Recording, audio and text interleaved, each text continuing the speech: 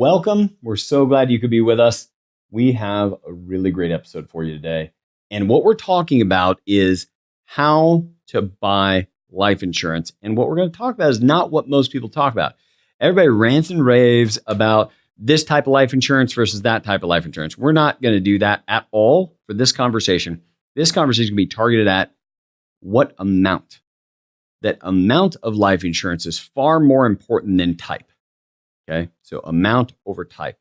Amount over type. Real quick, just in case people haven't been watching, they're just jumping in. This is Paul Adams, CEO of Sound Financial Group. I'm Cory Shepherd, president and producer of this show. And really, hence why you had to stay on top of me, make sure we cover all our legal obligations. Yeah, that's right.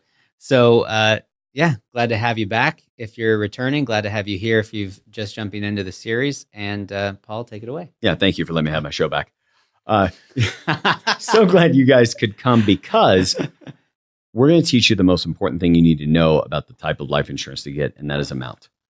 Now, why does the amount matter? Why the amount matters is it's actually the same thing you need to consider about having enough money one day when you're no longer working. Some people call that retirement. At our firm, we call that DFI, or definite financial independence. Most of our clients don't plan on building a 30-year career and then just checking out, not bringing value to society anymore, but they may change it. That's why we call it financial independence. What I want you to consider, though, is you need to know, and this is a fundamental rule, really smart people just don't own. And here's the question I would ask you so you can sit with it for a moment and think about it. How much money has to be invested somewhere to replace your current income? Now, so often people say, well, one day when I get old, so forget life insurance here for a moment, just how much money does it take to replace your human capital at work transacting in the marketplace? And people go, well, if I've a couple $1 million when I'm old, that'll be good enough. Probably not. Majority of our clients are between $300,000 and $1.5 million of annual income. $2 million isn't going to cut it.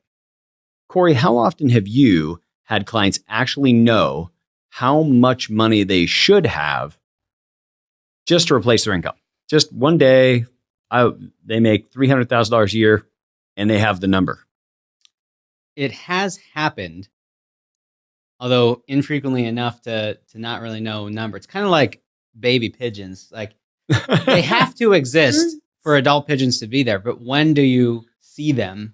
Is unoften. Unoften. Yes. Unoften. That is what we want to get across. Most people don't know this. If you don't know now, that's okay. You're just in the same room with everybody else we talk to. I've been at live events where I talk about how much it takes in capital at work to replace one's income. And you can see high-powered executives, business owners, ashen white in the audience because suddenly they go, I have not been aiming at that number, or they didn't even have a destination. You know, there's the old saying, if you don't have a destination where you want to go, any path will do. And that is pretty much how most people are handling their money. So the first thing when you consider owning an amount of life insurance is you need to know this financial mechanic. How much money can be pulled off of a capital sum, a large amount of money, an amount of capital at work?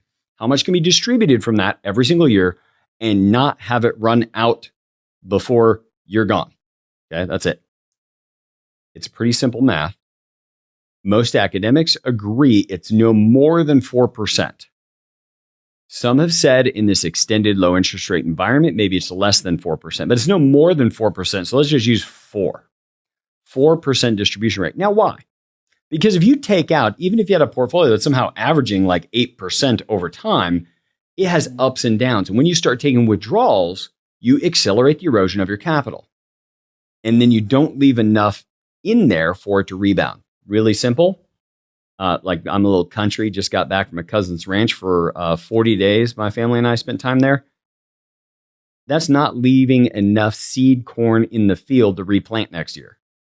So we need to leave enough seed corn in our portfolio every year to take that distribution. Simple math would be if you're making $300,000 a year, or that's what you want to replace in your old age, it's going to take $7.5 million of capital at work to produce that $300,000. So if that's bad news for you, super sorry. You can also watch our video when $22.5 million is not enough. I think that one will also be a bit of a groundbreaking for you if that information is new. Now let's talk about life insurance. So consider if you die. Okay, so let's forget rules of thumb. By the way, rules of thumb are awful. Like guaranteed, rules of thumb are likely only to produce mediocre outcomes. Because the reason it's a rule of thumb or it's common sense is it applies to most people, and most people are not making great financial decisions. A rule of thumb might work well if it's a rule of thumb that exists inside of a group of triathletes. It's common knowledge in their group. So if you want to be a triathlete, that might be worth listening to. But when the society and the, on average, horrible financial decisions people make, those are not the rules of thumb to follow. So we're going to throw all those out. Let's just talk about if you die. If you die, you're no longer with us. I don't know how you died. It's awful. We all felt really bad at your funeral. But if you died, how much do your household bills change? That's it.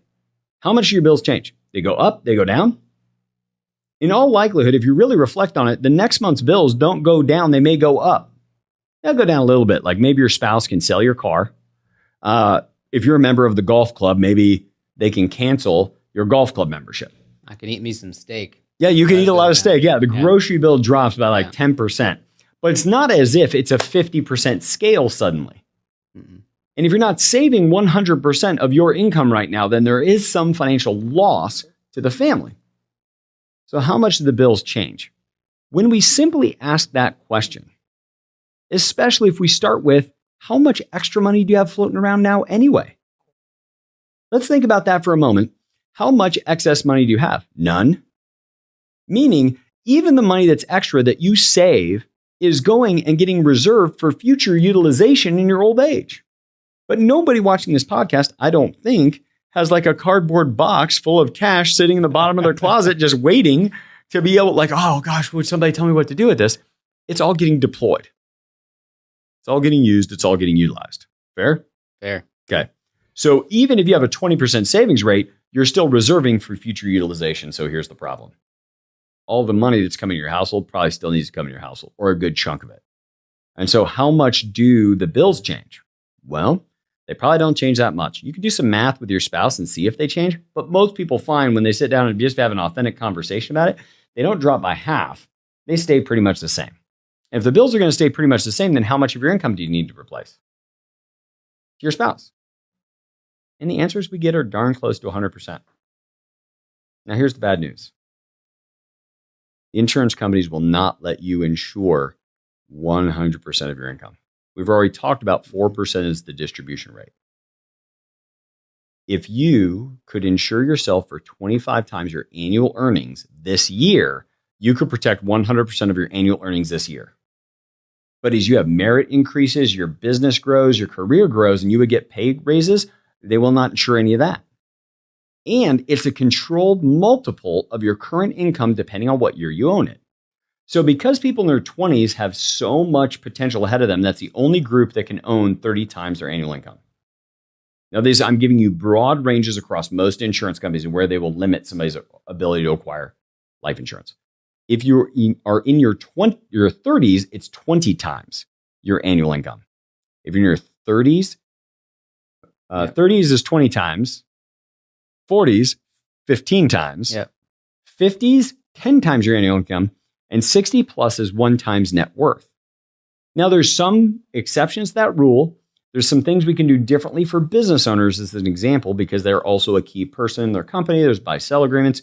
There's other insurable interests. But bottom line is, you can't own enough life insurance to leave your family rich.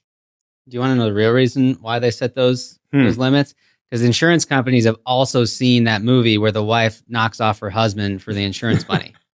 And they don't want that to happen. So they need to be clear that people are worth more alive than dead. They need it to be an economic loss for your spouse to pass away. Now, my wife knows the amount of life insurance I have, about $14 million of total coverage. And she's also crystal clear that she has an economic loss if I'm gone, and $14 million is all it takes my place for the rest of my life, or what my life would have been. That is a key distinction for most people. They don't realize that they are worth that much money if they just be around. Okay. For you, if you're in your 40s right now making $300,000 a year, the most coverage you're likely to be able to get is $4.5 million. Cory, $4.5 million at a 4% distribution rate is how much? Well, 500 would be 20,000. So 15, 16. I'm not good at math off the top of my head. No. $4.5 million would be $180,000 of cash flow every year. Oh, you said 400,000.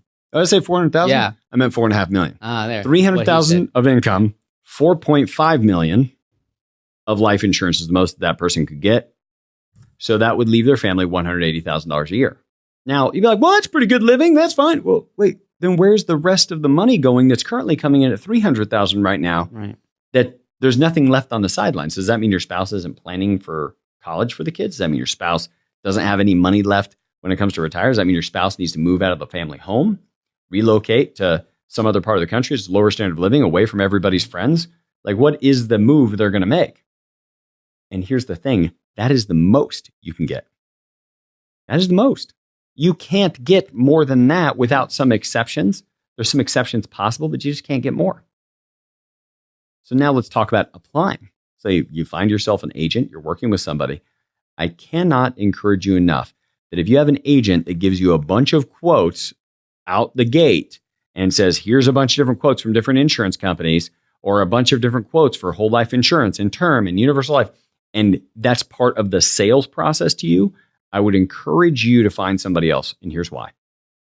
You are wasting your time. They are wasting theirs because they're stuck in a sales conversation, when what you need to do is just find out whether or not you're even healthy. Find an agent, understand how much you need to own. You can reach out to us and we'll either take you through our process or refer you to somebody that can get you just life insurance if that's all you're after. But here's the key piece. You need to know whether or not you're healthy first. The insurance companies do not charge you to go get a paramedical exam. A nurse comes to your home. They'll do an EKG. They'll take your blood pressure.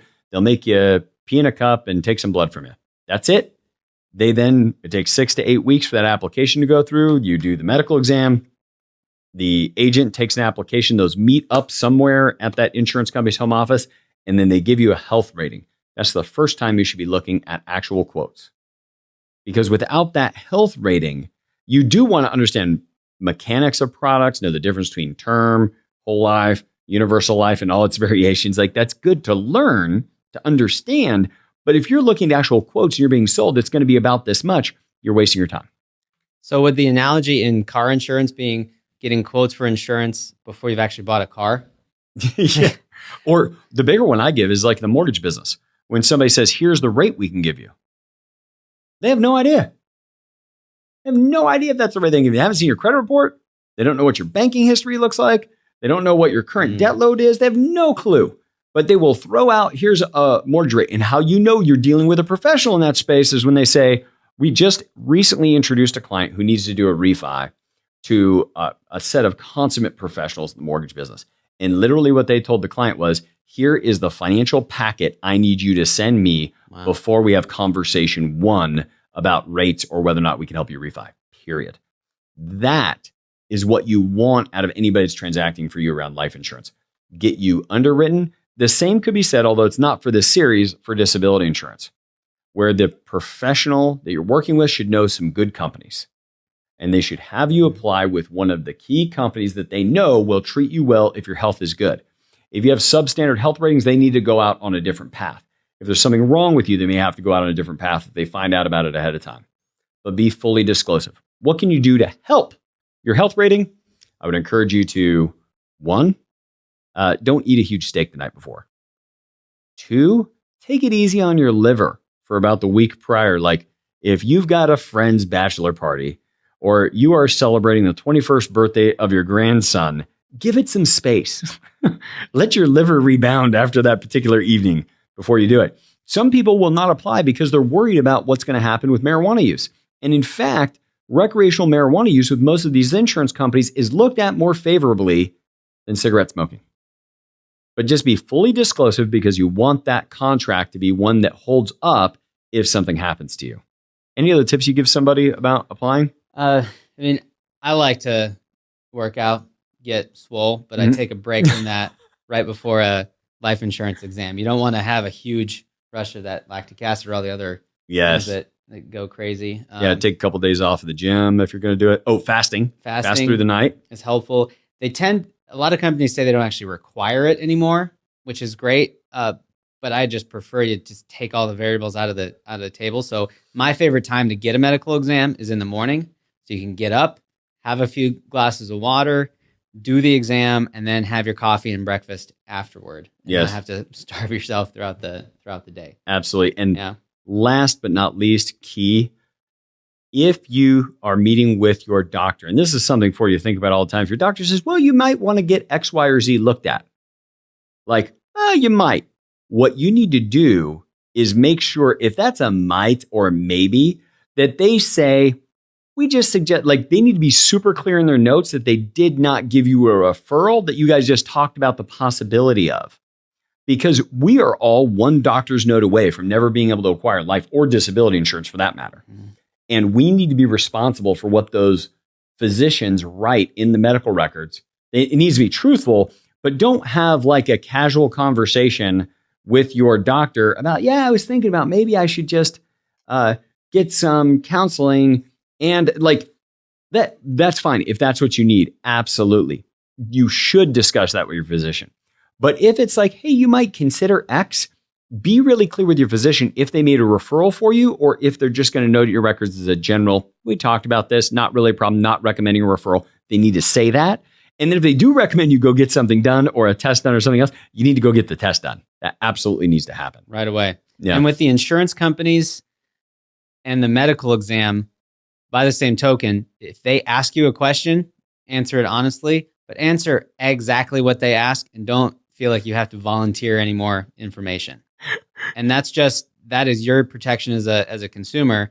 And also remember, they don't have very much of a sense of humor. So yes, the jokes about the liquor and women, no, don't need to have that then. Yep. And and to Cory's point, if they're asking, hey, tell me about your father and mother, you don't need to talk about that crazy uncle that has some wacky history unless they ask about that part of your family history. Yeah. So be totally truthful and disclosive in answering exactly what they want you to answer.